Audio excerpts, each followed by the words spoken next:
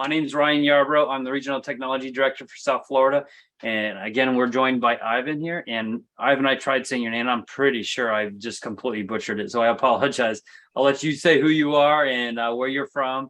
And I'll let you take it away. And if you want to share your screen, you'd be more than welcome to go ahead and share your screen as well. Okay. Sure. Sounds great. Thank you, Ryan. All right. Thank you, everyone. Welcome for coming. Thank you for coming and welcome. Have a quick presentation on real estate investment analysis and how to understand cash flows. So I am a realtor and investor. I started my career in real estate roughly 10 years ago. We have a team in the Miami office, as Ryan mentioned. Rolando Ramirez, who is the Director of Ops on the team, is on the call. He may be providing some color commentary as well. We have built and renovated 175 homes. We've acquired and stabilized 650 plus rental units, 500 of which we're still holding. And we are producing 50 plus units on the real estate side. So we are very active. If you have any questions after this, if you are interested in getting into investing, please come contact us, talk to us. We're happy to chat and give advice at any time. All right, so we're going to look at the calculations that we use to understand real estate investments and compare them against one another. We're going to also look at some additional factors to take into account when we're doing these calculations. We'll take a very quick look at some of the pros and cons of the different types of investment properties or major types of investment properties. And we will do some examples using these calculations. So what is investment analysis? The investment analysis is calculating the cash flows a property will produce and being able to put a value or compare them to one another. Ultimately, any investment can be reduced to a series of cash flows. You're going to buy the property, perhaps do some improvements to the property. The property will either generate some cash flows while it is rented. It might be sold for a profit. So in any of the scenarios, we can always bring it down to a series of cash flows, which we're going to look at and be able to analyze in different ways. Why is this important? So we don't lose money.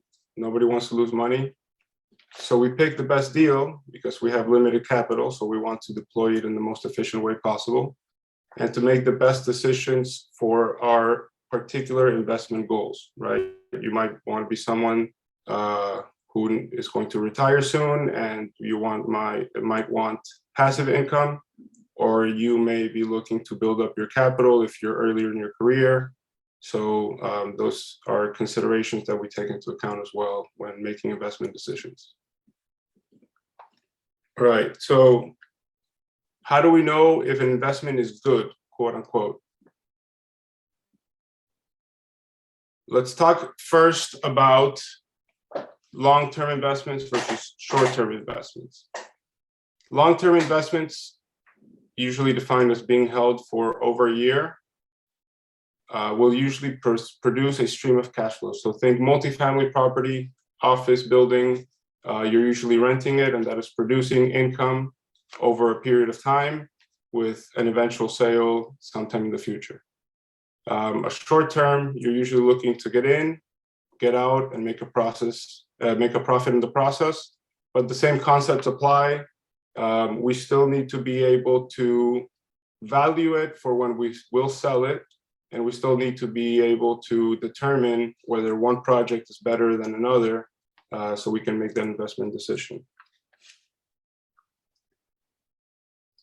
You can always boil it down to a series of cash flows though, and that's what we will look at. So getting now into the first metric, a very common one, and the one that perhaps you will see the most out there is cap rate. The cap rate is a quick and easy measure of the income producing potential of a property. So for example, you buy a house for $100,000. You expect that house to produce $10,000 for you, that will give you a cap rate, and it will tell you the ability of the house to pay for itself and produce a profit. Annualized and non-annualized ROI are measures of profit over capital invested. So you will see this used very often. We will see an annualized version and a non-annualized version, and talk about the difference and why it is important. And finally, we'll look at IRR, which is internal rate of return. This is a little bit more of a complex calculation, but it's a way to value a stream of cash flows. All right, so quick detour into the types of properties and some considerations to take into account when looking at each. There's pros and cons to every type of property. The crux is that each one behaves differently, so we need to consider that when modeling the cash flow, when making our assumptions and doing our calculations. One big factor is multi-tenant versus single tenant that influences the stability of the cash flow, because the more tenants you have, the more stable your cash flow will tend to be. If you have 10 tenants and one person stops paying, it's different than one tenant and that person stops paying. So very quickly here, industrial. These are some of the factors that we would associate with industrial properties. We will not be using it much for example, but wanted to include it as well because it is a very common type of investment. Commercial spaces, which are a less intensive use than industrial. Again, we will not deal with it much today, but it's a very common type of investment. It's a big sector. We'll mostly focus on single-family homes. So single-family homes are simple for operation. We're all familiar with a single-family home. They have historically very good appreciation. They are probably the easiest type of asset to finance, to obtain loans on. However, there's a high vacancy risk because we have one tenant. So if that person leaves, we lose 100% of our cash flow. Potentially large CapEx. So if you have to replace your roof, that's obviously going to be a big outlay. Your air conditioning goes bad, or, God forbid, something worse on the property. And usually you'll have a lower income ratio. However, that is compensated by other factors. Multifamily property, which my wonderful colleague Abby Salt will dive deeper into today. Usually you have higher income ratio, but also will be associated with more expense. Your vacancy risk is spread out because you have a larger pool of tenants. So as long as a majority of them keep paying, your cash flow will be healthy. The operation is definitely more complex, more time consuming. Historically, there had been less appreciation on multifamily property, even though that has changed recently. And the barriers to entry are higher. So it is not as easy as buying a single family home, which is a very convenient and quick investment. All right, so let's dive into some of the examples and using some of these numbers. So let's say that we bought a house. This would be a very nice house to buy. And let's look at a little simplified profit and loss statement. We have a purchase price of $250,000. We expect, and we will dive into this briefly, to make income of $36,000, renting it out, so $3,000 a month. We expect to have roughly $12,000 in expenses, and our net operating income will be $23,000 and change. Now, our cap rate formula is simply our net income over cost. So if we take our net income of $23,760 over a cost of $250,000, gives us a cap rate of 9.5.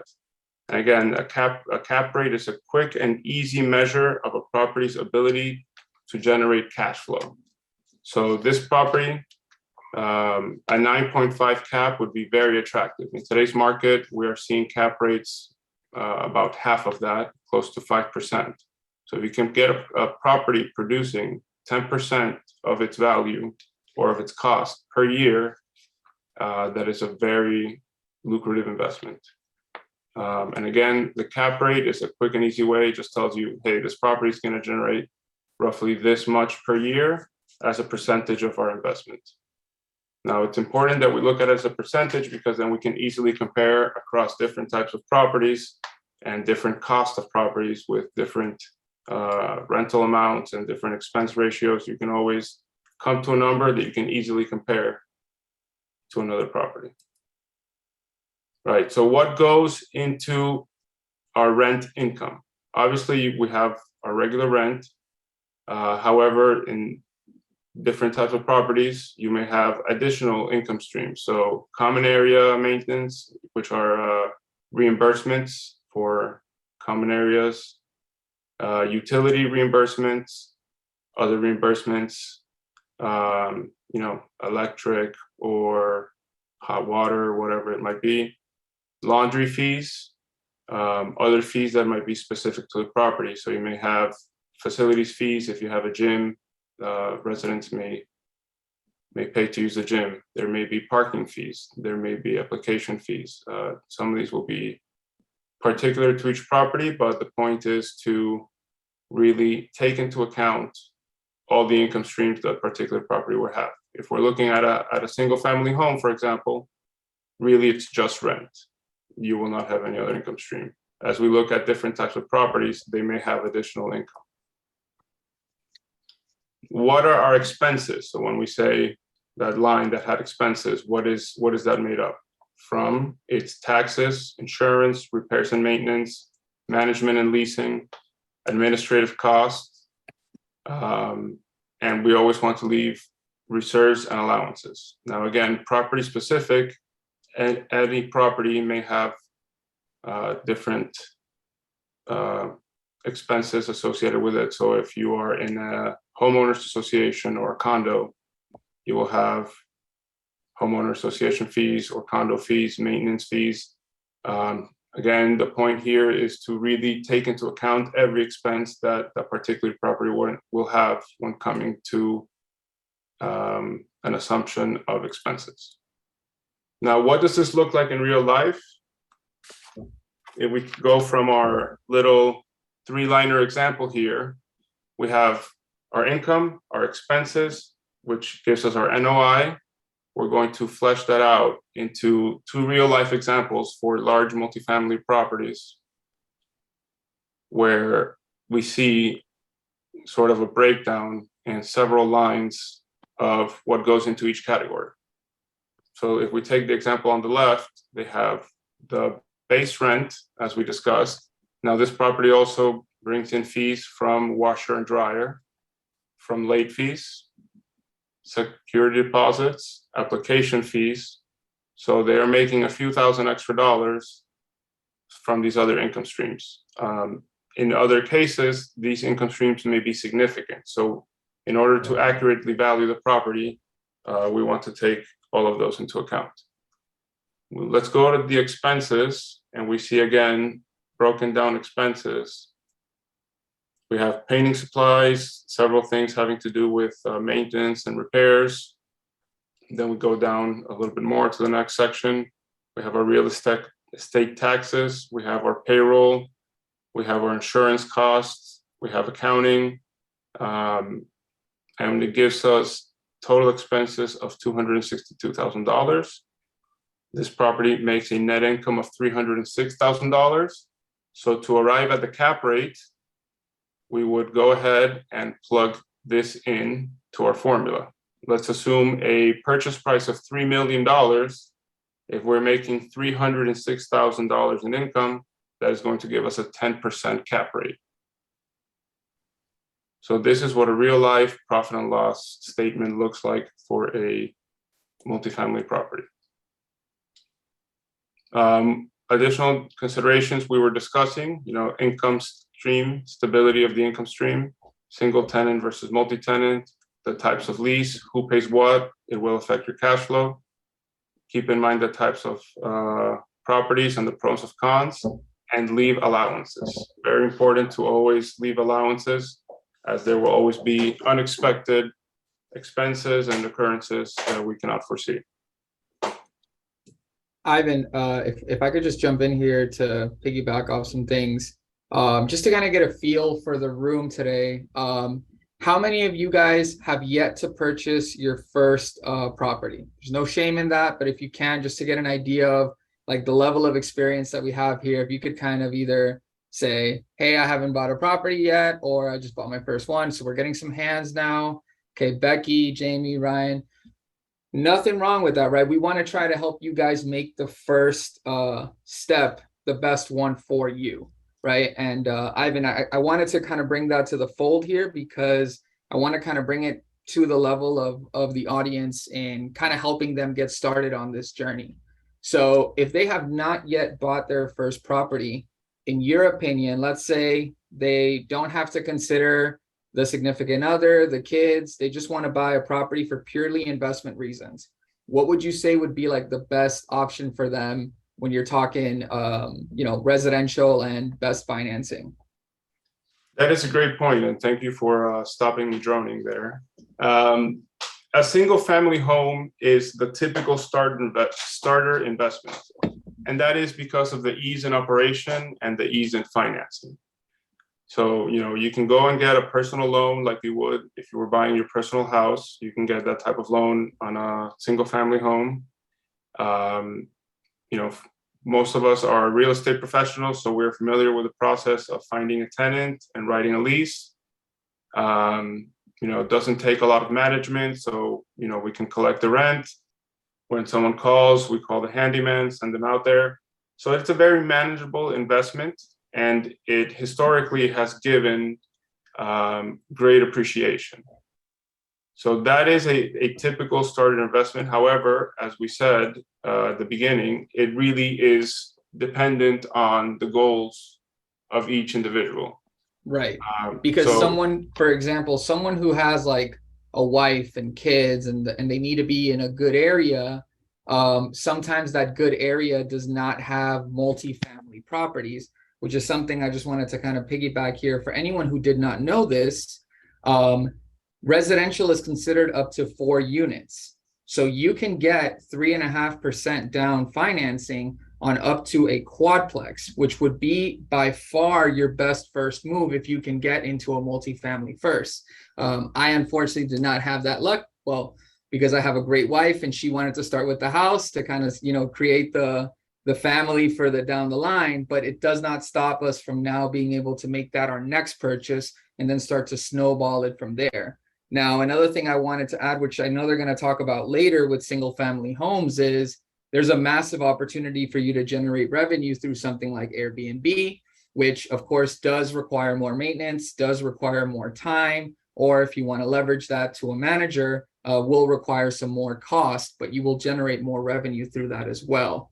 So I kind of wanted to just add that there for anyone that's thinking like, what's the best first move? It really just depends, like Ivan said, but if it's purely for investment reasons, you really want to lean toward getting as many doors as you can with your first purchase with the least amount of money going into the purchase.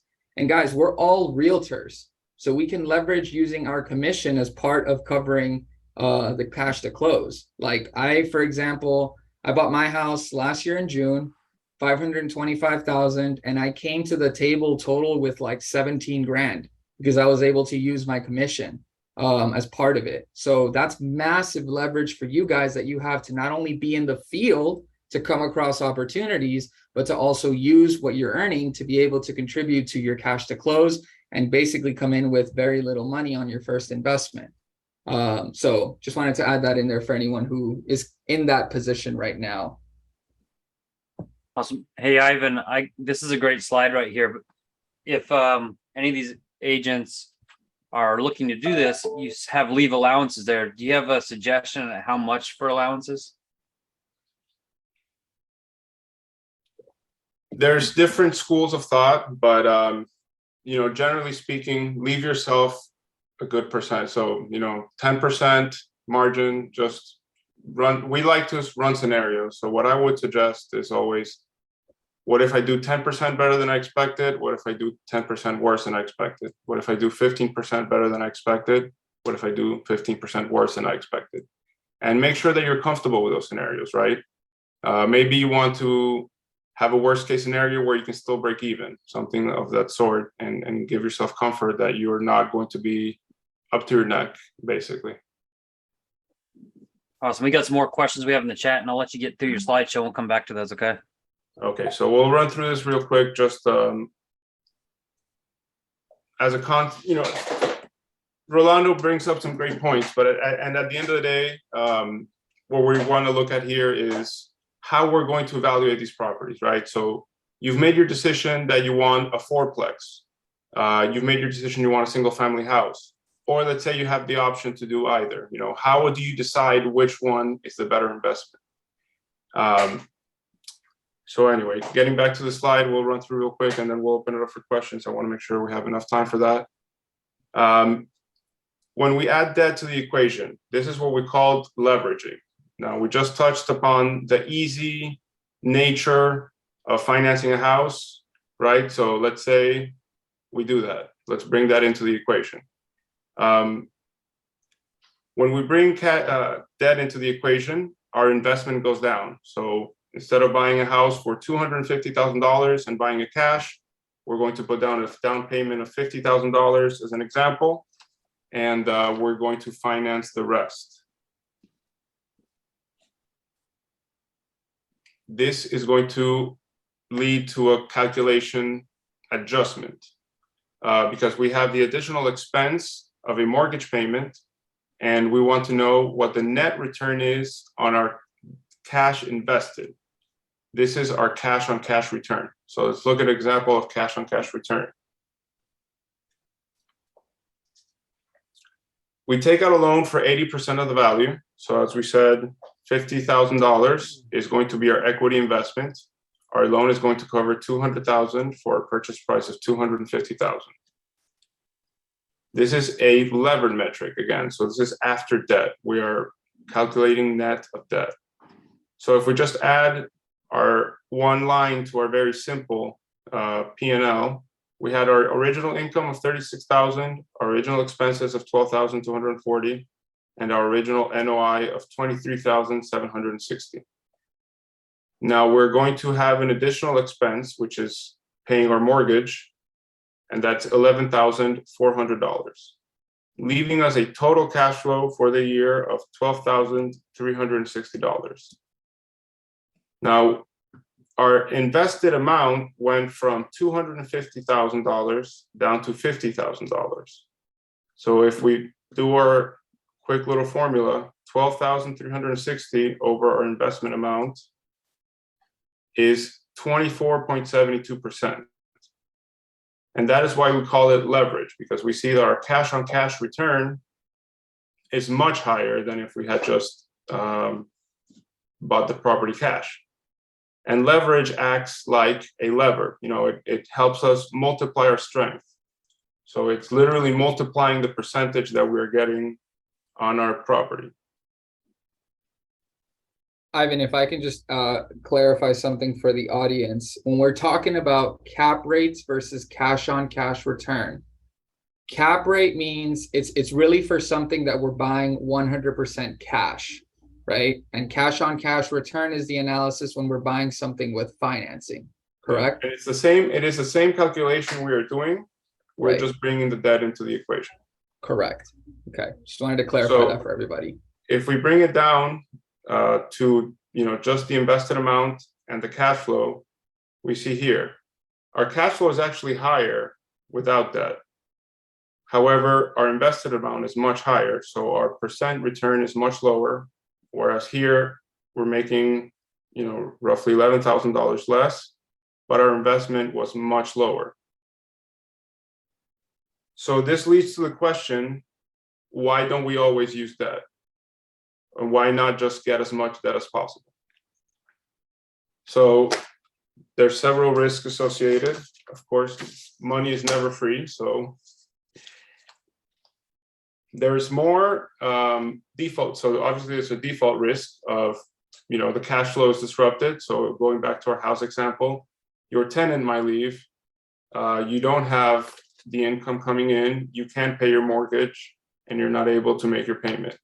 That would obviously be a problem, something that we don't want to get into. So it's a consideration of that.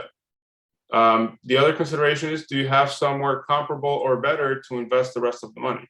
If the rest of the money is going to sit in a bank account and lose its value to inflation, then you may be better off buying the property cash.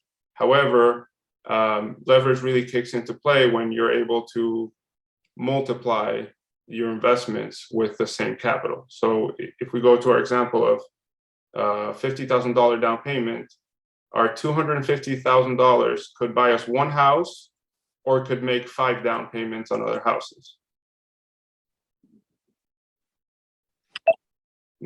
Does the property qualify for a loan? That is definitely a consideration, because not every property will qualify for a loan. Sometimes it's not an option. And lastly, do you qualify for a loan? Right? Are we able to get a loan? Do we have the credit? Do we have the income for the bank to approve us? So for these reasons, we want to be responsible with that, and that is not always going to be an option.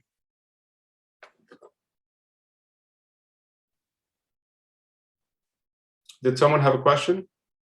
Please feel free to chime in.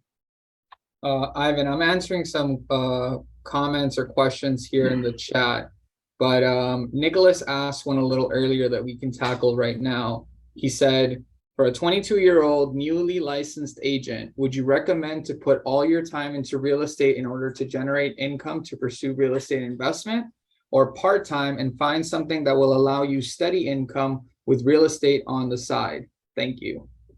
So what are your thoughts about that? So Rolando, when you made the transition into real estate, what was your approach? So Ivan and I, as I think a lot of Keller Williams people are, big believers of the one thing, right?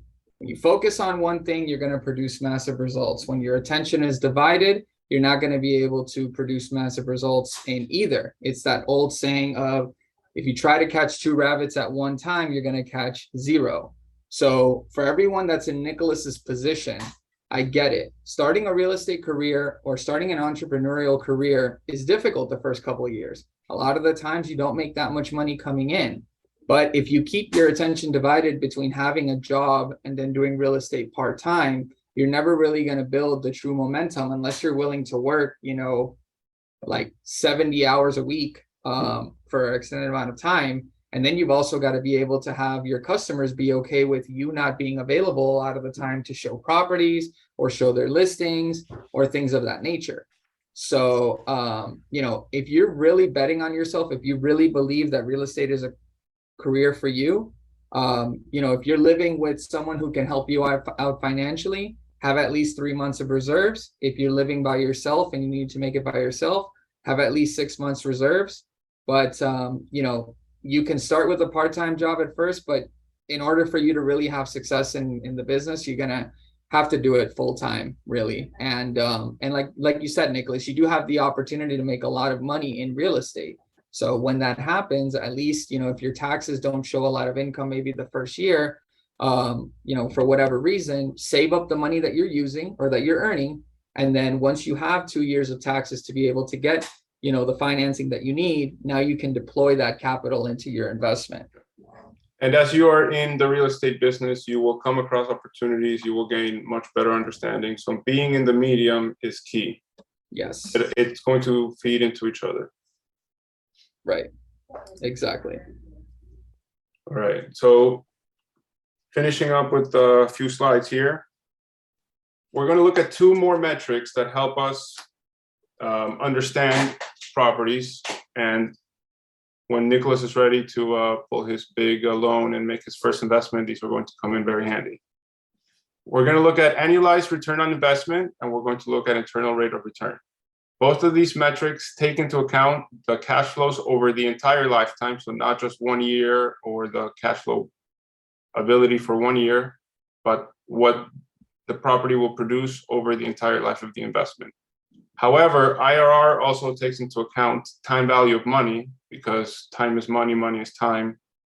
That's not just a a saying for business, it's a real thing. So we'll look into that as well. So we look at annualized ROI. It's a very simple calculation. It takes all the returns over the life of the investment. We divide that over our investment to give us a percentage, and then we divide that over a number of years, right? The pros of this metric is it can be easily calculated and easily compared to other projects. The con is it does not take into account the timing. So it doesn't distinguish if you're receiving all your money up front, all your money on the back end, and that is definitely a consideration, especially the longer the life of the investment is.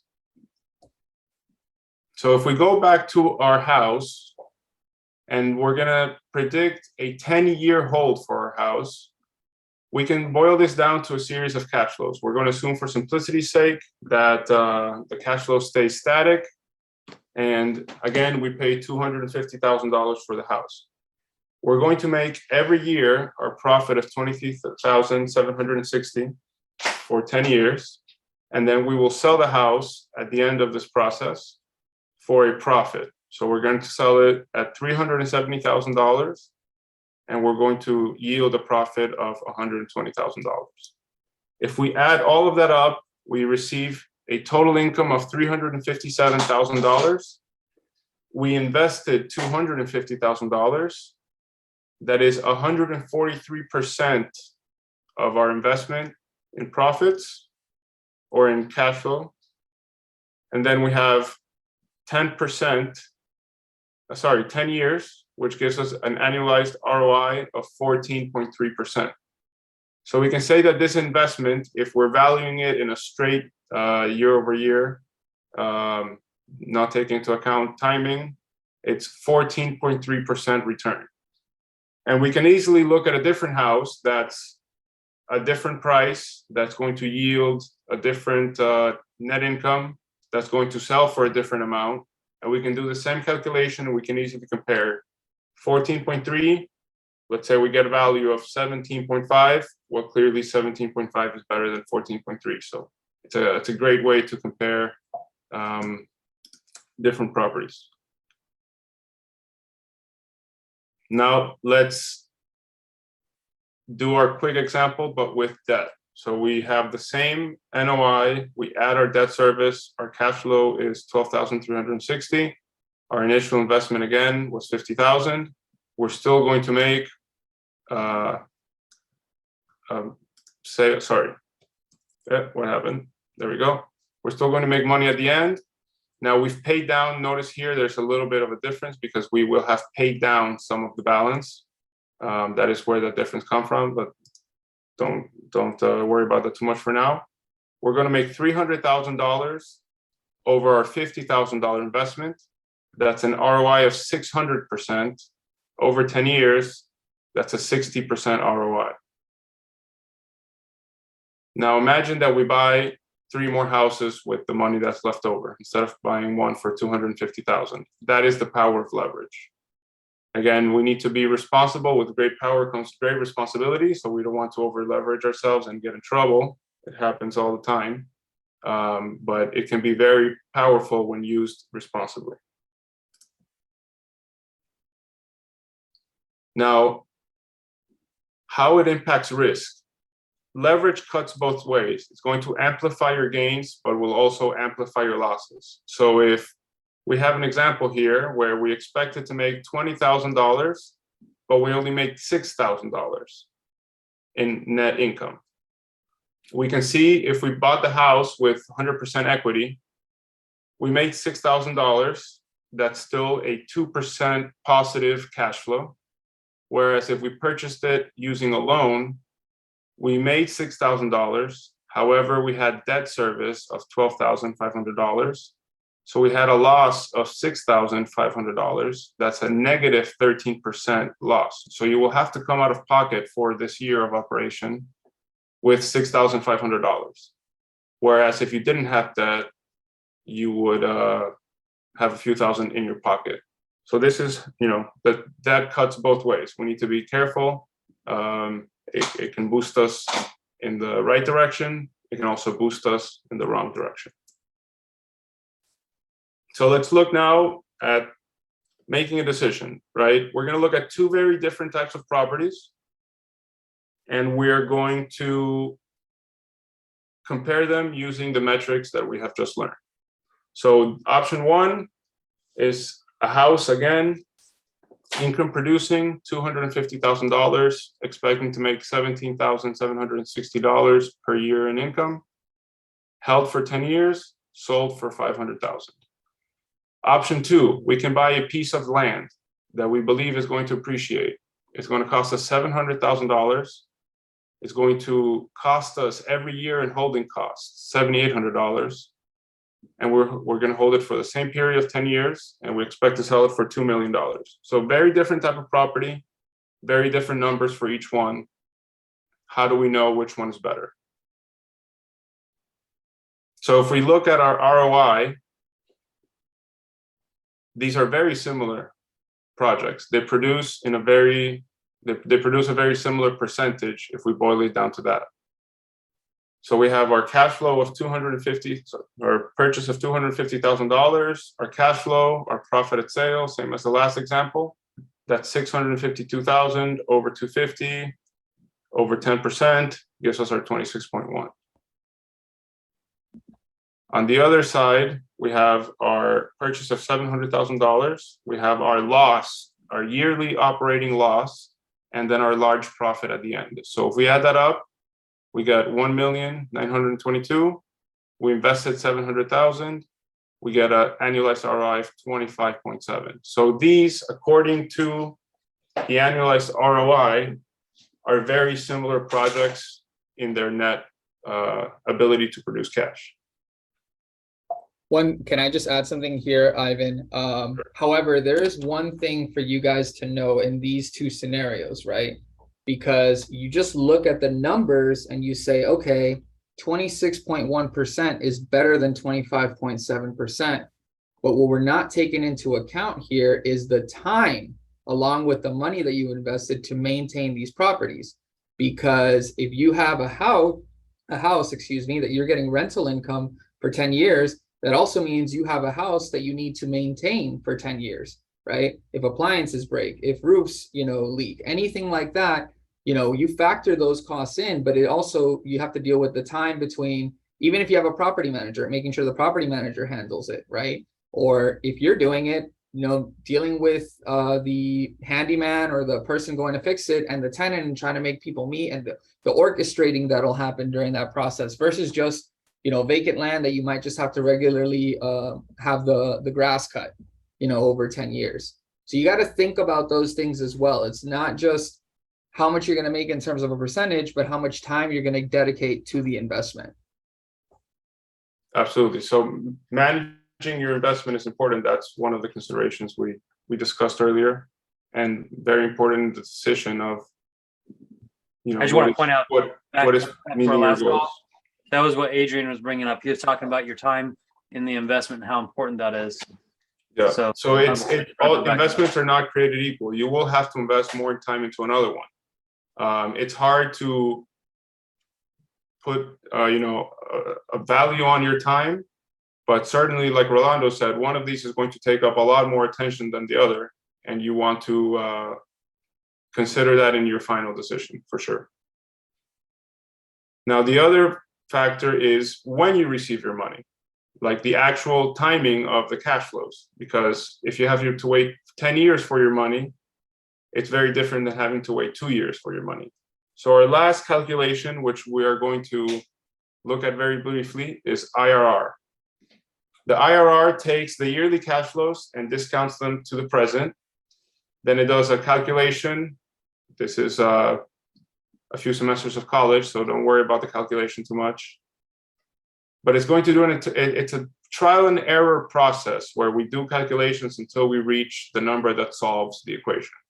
And that equation is 0 equals NPV over time plus the sum of time equals 1. So thankfully, we're not going to do this by hand, and Excel comes to the rescue and helps us do this calculation. But the main thrust here is that it's going to discount each one of these cash flows right? So year one, discounting it to a present value, year two, discounting it to a present value, year three, and so on until our sale.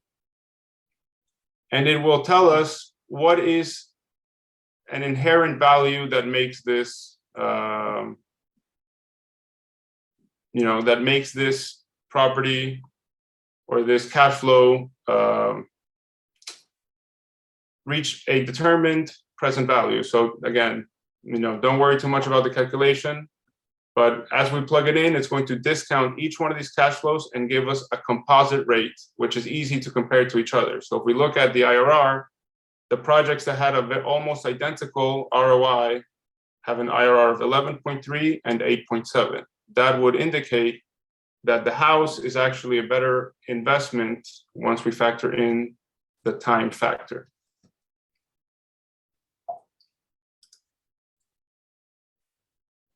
Now, again, touching on what Rolando just brought up is each metric is useful, but you must consider all the factors. Each metric will show you part of the picture. Together, they show you the full picture, but ultimately, you are making a decision for yourself and for your future. So all the factors that we've mentioned, the availability, the time that you will have to invest into each one, the cash that you will have to bring out of your pocket or into your pocket throughout the life of the investment. These are all considerations that will affect your decision and are particular to each individual. Some common questions that we can ask ourselves: do I have a better use for the funds? Right. So if you have a better use for the funds, that's an indication that this might not be the investment for you. What is my goal? Am I looking for cash flow? Am I looking to make a quick flip? Am I looking for something that is going to appreciate and I can sell later on in my life for my retirement? And do your due diligence.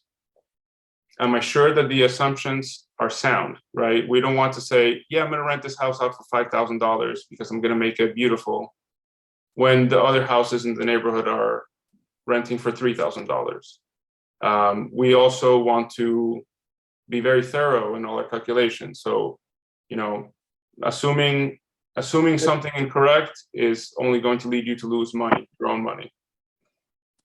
And always margin of error. Leave yourself room, leave yourself room, leave yourself room.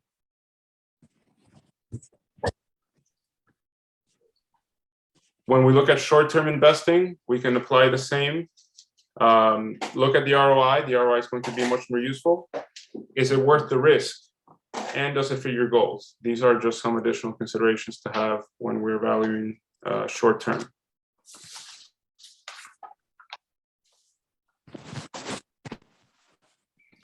Righty, so I want to open it up to questions now.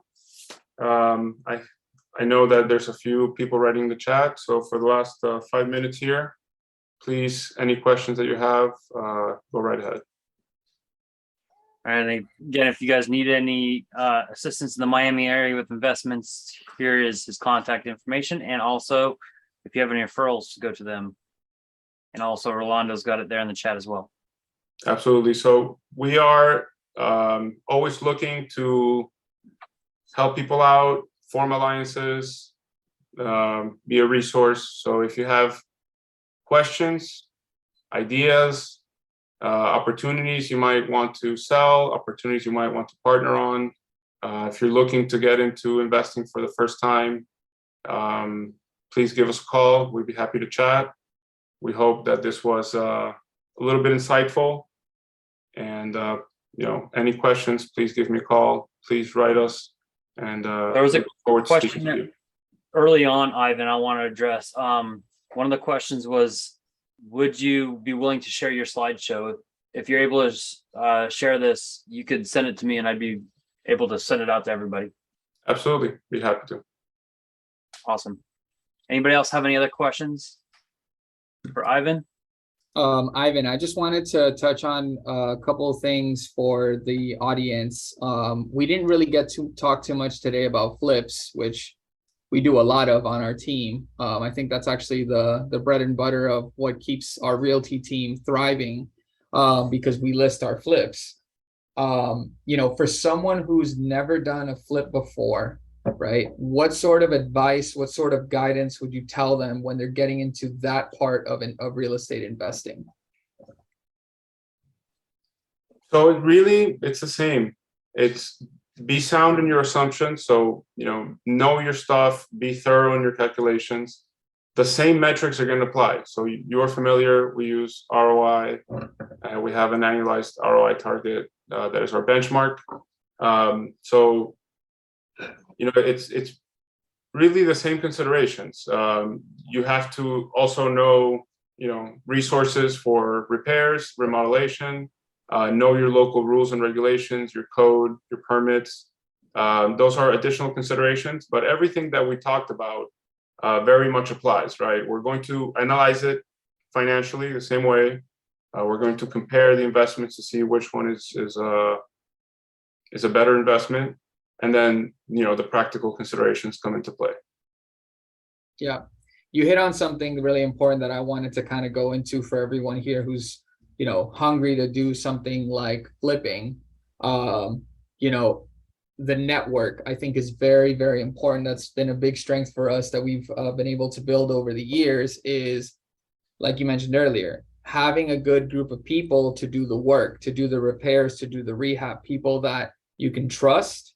All right. And then people that actually give you accurate budgets, because where we've seen these kinds of things go wrong is, like you mentioned during the slides, is people don't take in the appropriate margin of error when they're going into a project. And then a contractor might tell them something's going to cost this amount, but then when we start doing demolition work and opening up the property, it comes out to be a lot more. So we have to be prepared for those kinds of things, guys. We also have to know the different municipalities, right? Because there's some municipalities that are going to take longer to approve and close out permits than others. And so now you're also taking the hold cost of the property before putting it out to the market to sell it. So, in things like this, we always recommend you to, either start with people who already know what they're doing and kind of learn the ways before, if you ever decide down the future to do it alone or just work long-term with the team. But have people in your network that can guide you and kind of help you through the process, because, it is very risky with flips if you don't have experience to run into those kinds of issues. And then the other thing I was going to mention for everyone here, especially because I know there's a lot of people here who haven't yet done it. The best advice I think Ivan and I can give you is take action as much as you can now, because time in the market is always going to be timing the market. And I think too many people, I know for this happened to me, for example, before I bought my first property, we tend to overthink it. Oh, is this the right investment? Is this the right decision that I should make as a first play? How is this going to affect me long term? Right. So that's where you have to have the discipline to kind of play out these scenarios and think about it for your own self and your case. And discipline is also really important when it comes to acquiring property, because this happens to a lot of people where they see a property, they think it's a good deal, they get excited about it, they get emotional because maybe there's another buyer trying to make another offer and they want to try and beat that other offer. And then they end up shooting themselves in the foot because they made an emotional decision and did not stick to their guns when it came to their margins. Of course. And that's why it's important that we do these analyses and we're not going on gut feeling, being very thorough in our due diligence in this analysis and making sure that every number we're putting into the spreadsheet has really been researched is a key. Is a must. And then comes the execution. So today was more about the analysis rather than execution. Hopefully we'll have the pleasure to present that in a different occasion. But absolutely 100%, these are all considerations. And we're happy to help anybody that is looking to get into this. Please reach out, feel free. Come visit us in sunny Miami office and we'll treat you to a coffee and some good chat. Yes. And if you guys come across any distressed sellers, sellers who might want to consider selling to an investor before putting it out to the market because they want cash quickly. We also take on vacant land. So if you have vacant land in the South Florida area in Miami-Dade or the South Broward County area, we would also love to see the project, see what we can build with it, and see if we can either partner on it with you or acquire it from you. You know, we're always open to talking about ideas, but bring us some opportunities and let's see what we can do together. Got my attention, cafecito. Let's go. Yes, yes, sir. Thank you so much, guys. You guys are awesome. Ivan, thank you. Very, very, very informative.